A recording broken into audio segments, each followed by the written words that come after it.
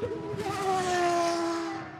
is the one that's drawing the TV director's eye, and with good reason. They're trying to go around the outside at the same point as last time and making it work. Somehow he's imagined he's got grip, others don't have it, but Charles Rainford have it. He's always got a smile on his face. He'll have a massive grin. Those ears will be being moved north. Now Charles knows this circuit very, very well. He instructs here. He spends most of his week at Goodwood, and a big loose for the leader. Off goes Colburn into the gravel. That gift wraps the lead for Charles Rainford, but with the car that was in the lead now in the gravel of Ben Colburn, that could, I'm afraid to say, be an interruption, because that looks stuck fast and it ain't going to go anywhere.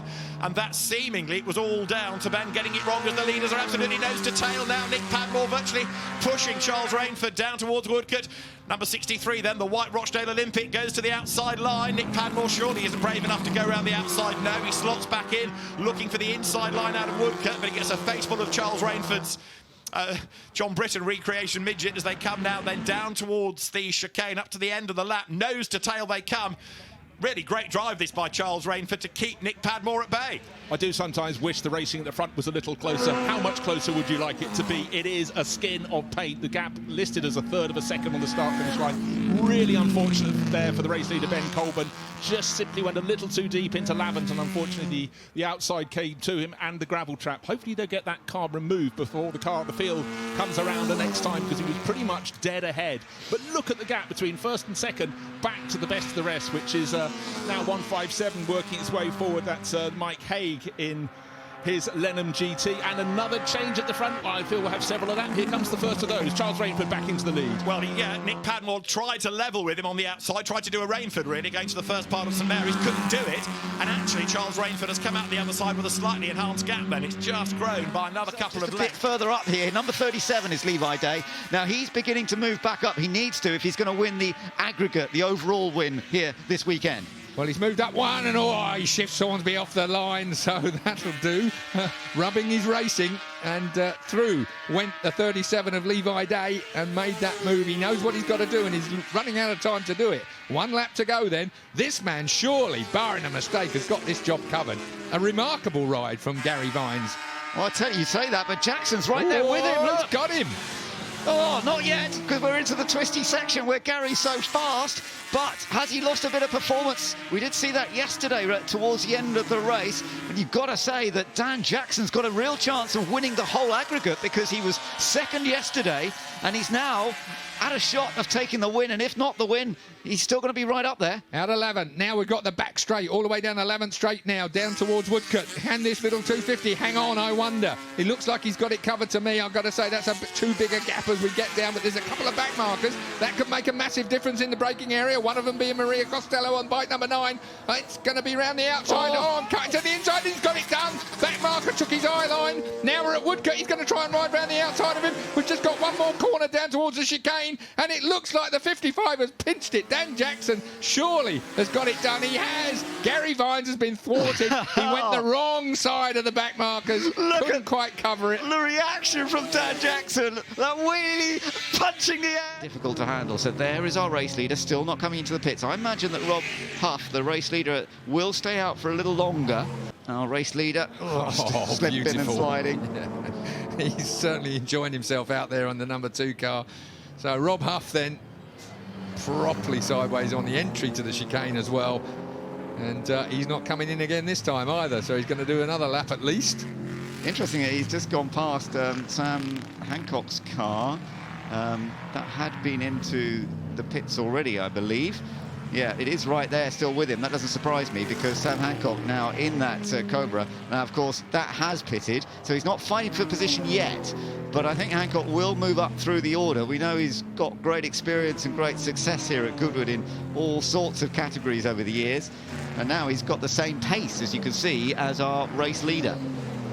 1:26.3 was the time that Huff put down on the track last time around, compared with the fastest lap, which is his, at 1:25.6. So that was back on lap 8. We're on... that made me jump. Yeah, I leapt out the chair then. I thought that was going to be contact with the back of the number 8 car, but thankfully it didn't actually happen. They survived, got through it okay. Touring car guys wouldn't have even blinked. No, that's right. Huff used to that was the sideways action on the way into the chicane a little bit earlier on. Didn't get that quite right. Scrubbed a bit too much speed off Rob Huff on the way in. wouldn't have got the perfect exit. Oh, a little bit of flame as well. We're getting out the back of the E-type. He's certainly enjoying driving this, and that's half the battle here at the 79th members meeting.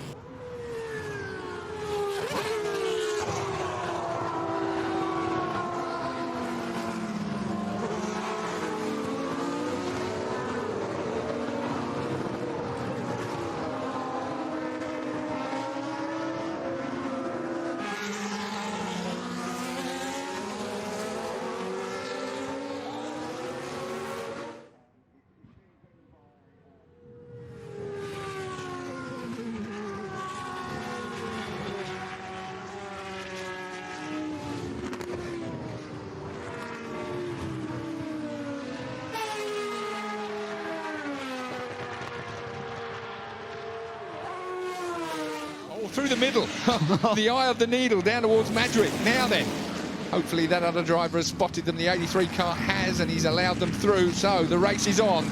This will be the last lap. Checkered flag will be out when they get round next time. So this is the last opportunity for Bryant to take Hall. Is it a big enough gap for Bryant? Well, it has opened up a little bit, but we've still got more traffic up ahead of them. So this could all still change in the last couple of corners. So you can see as they come down into St Mary's now, crucial part of the lap as it dips down. And a bit of a sideways moment. Plenty of sideways action from the 29 car of Ollie Bryant there as we get in. Ollie Bryant looks at the inside, doesn't quite manage to get.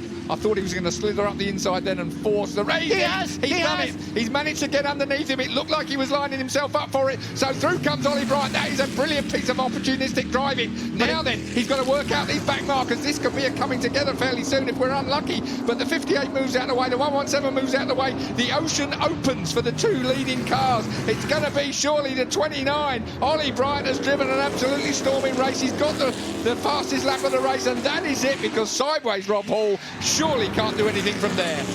Ollie Bryant has judged this perfectly, hasn't he? Bryant takes the Surtees Trophy win in the Lola Team.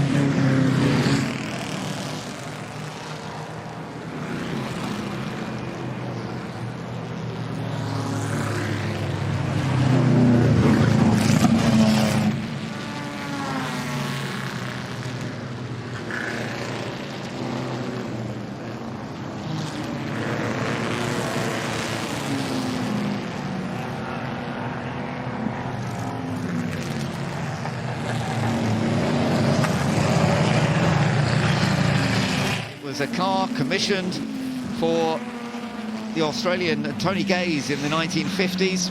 The 3.4-litre Jaguar engine in that number 3 car. Aluminium bodywork. It was a front runner back in the day, and it's very much a front runner here. It was racing down under a lot in its early days, first in Europe, but then in New Zealand and Australia. Restored in the early 1990s. It's a lovely looking car. And look, he's beginning to put Gary Pearson under more pressure again, isn't he? It really is. Turner then a fastest lap of 1:31.6. So making it work. But when you look at the times that they did this morning, 1:28.3 by James Thorpe this morning to set that pole time. We're a long way off of that time. Yeah, that's interesting, isn't it? Maybe there's a bit more fluid down on the track. We know that previous race there was some oil put down, wasn't there? Certainly something fairly significant to lose that amount of grip, and there again, that amount of momentum on each and every lap.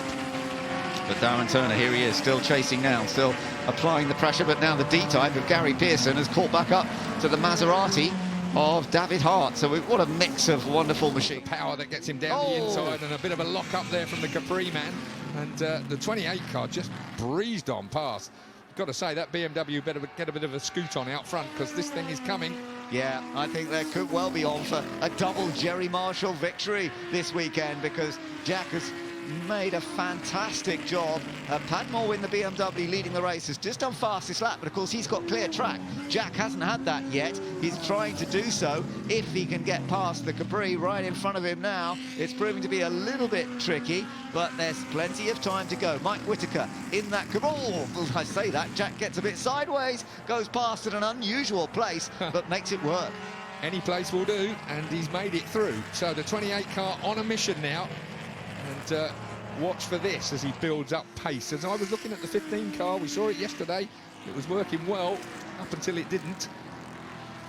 A bit more track action from the Capris, bit of a lock up from one of them, and that allowed the 33 car through as well.